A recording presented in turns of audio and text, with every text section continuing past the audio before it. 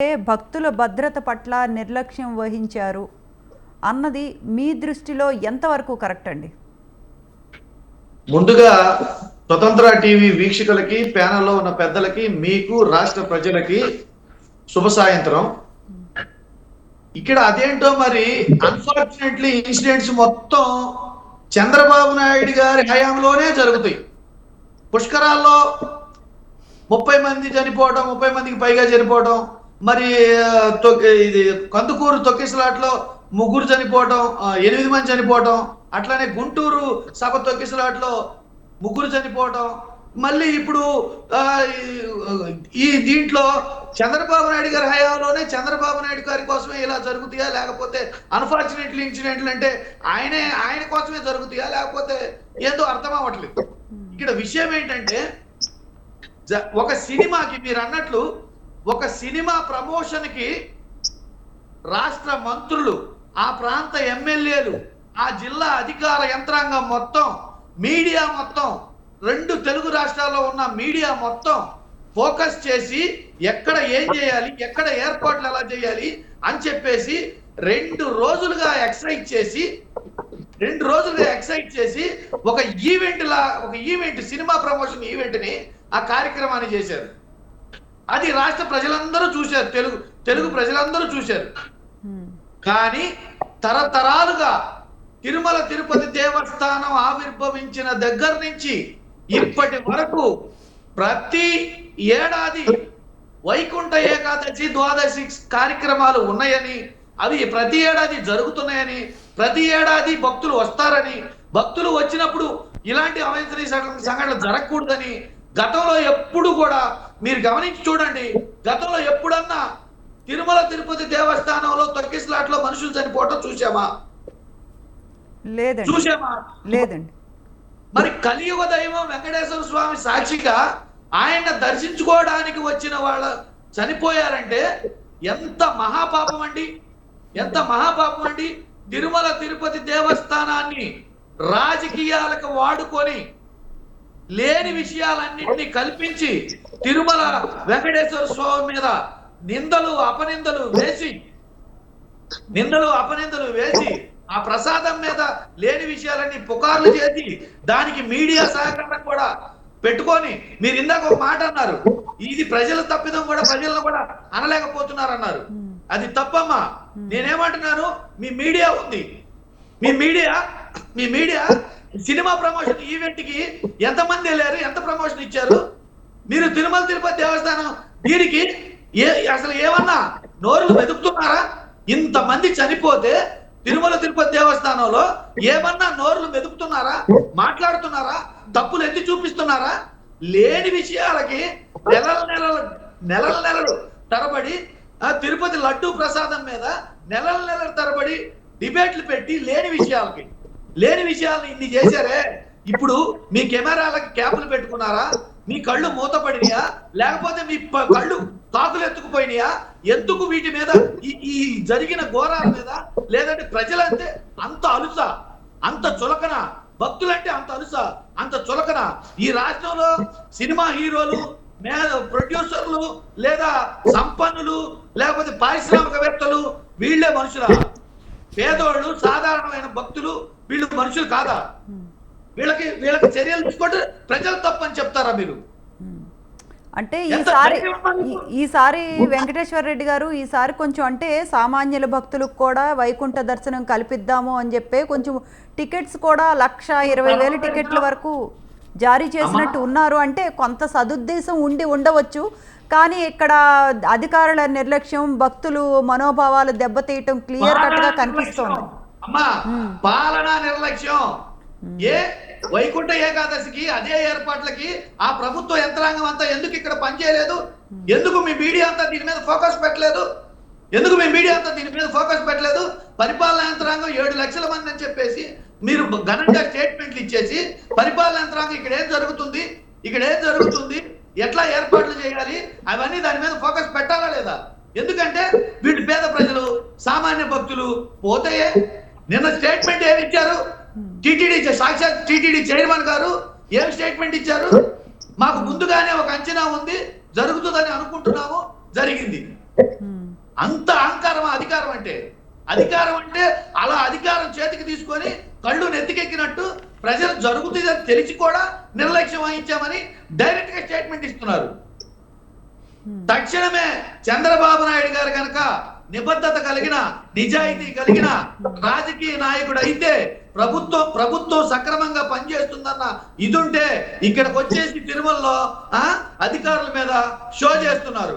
ఇట్లనే గతంలో కూడా చాలా మంది అధికారుల మీద సీరియస్ అయ్యారు. ఇసుక విషయంలో సీరియస్ అయ్యారు, ఇసుక అక్రమాలు ఆగిపోలా. మద్యం విషయంలో సీరియస్ అయ్యారు, మద్యం అక్రమాలు ఆగిపోలా. అట్లనే ఆడబిడ్డల మాన ప్రాణాల విషయంలో సీరియస్ అయ్యారు, ఆగిపోలా. అంటే ఈ రోజు చేసే సీరియస్ యాక్షన్ కూడా ఇవి మళ్ళీ జరుగుతాయి అన్న దానికి ఇండికేషనేనా? అంతేగాని ఊరకే సీరియస్ అయ్యి వెళ్తారా? ఇప్పుడు బాధ్యులైన అందరి మీద చర్యలు తీసుకుంటారా? బాధ్యులైన ప్రజలు ఏం కోరుకుంటున్నారు? ఇప్పుడు ఏం చర్యలు తీసుకుంటున్నారు? ఇంకొక పక్క తెలంగాణలో ఒక సినిమా ప్రమోషన్ కి వెళ్ళి సినిమా దానికి వెళ్ళి మనిషి చనిపోతే పక్క రాష్ట్రం ఎన్నిసార్లు చెప్తారు సార్ తెలంగాణ సినిమాలో ఇవన్నీ? Please wait. మీ టైంలో నేను అబ్జెక్షన్ పెట్టానా ఏంటి? ఒక పక్క మనుషులు ప్రాణాలు పోతే ఏ రిపీట్ చేసిందే చెప్తుంటారు మీరు. సినిమాలు అని ఫ్రస్ట్రేషన్ మీరు అధికారంలో లేరన్న ఫ్రస్ట్రేషన్ అంతా ఇక్కడే కనబడతా ఉంటే. మిస్టర్ జగదీష్ ముందు డిబేట్ మేనర్స్ పాటించు. తెలుసు, మీరు రిపీట్ చేయకండి, టైం వేస్ట్ చేయకండి. మీరు టైం వేస్ట్ చేయకండి. నేను ఎలాంటి డిబేట్లు మాట్లాడతానో మీకు తెలియదు, అందరికీ తెలుసు. మీరు ఊరికే 10 దేశాల సినిమాల గురించి ఎందుకండి? ఇన్సిడెంట్ సీరియస్ అయితే ఇన్సిడెంట్ గురించి మాట్లాడండి. మీకు ఎవరు కాదనలేదు. 10 సార్లు సినిమాలు ఇస్తారు. ఇది డిబేట్ కల్చర్. ఇది సారా గురించి లేకపోతే ఆ ఇసుకల గురించి ఇప్పుడు మాట్లాడాలా? మీరు దీని గురించి మాట్లాడితే ఇన్సిడెంట్ గురించి మీ ఇష్టం మాట్లాడండి. ఎవరు కాదన్నారు? ఎక్కడెక్కడో రాష్ట్రంలో లేనివన్నీ తీసుకొచ్చి ఇప్పుడు అవన్నీ ఇక్కడ పెడుతుంటే ఎలాగవుతుంది? How it is possible? Right Jagadish garu, మళ్ళీ మీ దగ్గరకు వస్తానండి. వెంకటేశ్వర రెడ్డి గారు కంప్లీట్ చేయనివ్వండి. ఇప్పుడు ఆయన మధ్యలో ఇంటరప్ట్ అవుతానంటే నన్ను లీవ్ అవ్వమంటే నేను లీవ్ అవుతాను. మీరు ఆయనతోనే డిబేట్ పెట్టుకోండి. లేదండి, వెంకటేశ్వర రెడ్డి గారు మాట్లాడండి.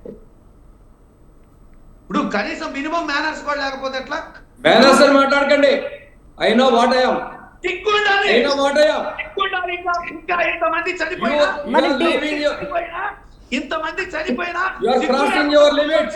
మాకు తెలుసని నువ్వు ఇక్కడ ఆవేశపడిపోతే అయిపోదు.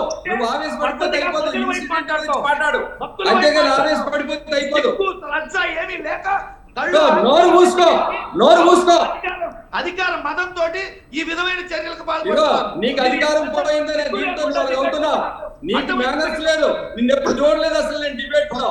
నేను ఇవాళ డిబేట్ కి వచ్చి అసహ్యంగా మాట్లాడుతున్నా. మర్యాద లేదు, గౌరవం లేదు నీకు అసలు. అలా లాంగ్వేజ్ ఏంటి? నీకు ఎవరిచ్చాడు? నీకు రైట్ వెంకటేశ్వర రెడ్డి గారు జగదీష్ గారు మళ్ళీ మీ దగ్గరకు వస్తారు. ఒక్కసారి మన ఉప్పాల్ లక్ష్మణ్ గారి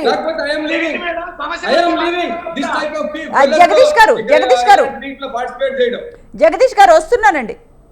లక్ష్మణ్ గారు ఇప్పుడు ఏంటమ్మా? ఇప్పుడు నేను మాట్లాడాలా వద్దా? సమస్య గురించి చెప్పాలా వద్దా? వస్తున్నా వెంకటేశ్వర రెడ్డి గారు, ఒక్క నిమిషం వస్తున్నా. ఒక్కసారి మీరు ప్రజలకి బాధితుల తరపున డిబేట్ పెట్టారా లేదా ప్రభుత్వాన్ని కాపాడడానికి డిబేట్ పెట్టారా? లేదు వెంకటేశ్వర రెడ్డి గారు మీరు మాట్లాడండి. మాట్లాడతారా? ఇప్పుడు పక్క రాష్ట్రంలో ఒక సినిమా ప్రమోషన్ కి వెళ్ళి ఒక ప్రాణం చనిపోతే 2 కోట్ల రూపాయలు ఇచ్చారు. 2 కోట్ల రూపాయలు ఇచ్చారు. సాక్షాత్తు ఆ దేవదేవుడు దర్శనానికి వచ్చేసి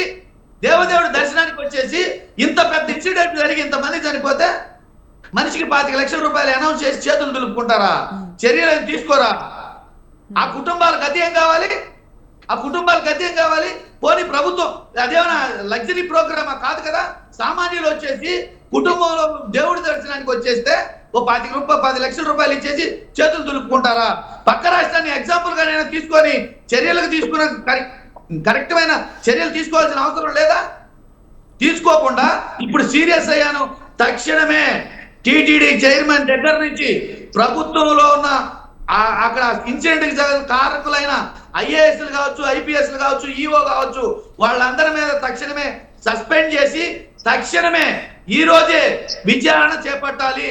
విచారణలో నిగ్గు తేలేంత వరకు వాళ్ళని సస్పెండ్ చేసి పక్కన పెట్టి విచారణ చేపట్టి విచారణలో దోషులు ఎవరినో తేల్చి మళ్ళీ తిరుమల తిరుపతి దేవస్థానం యొక్క ఔన్నత్యాన్ని, అక్కడ ఈ జరిగిన నష్టాన్ని, ఆ దేవదేవుడి మీద ఉన్న నమ్మకాన్ని కాపాడాలి.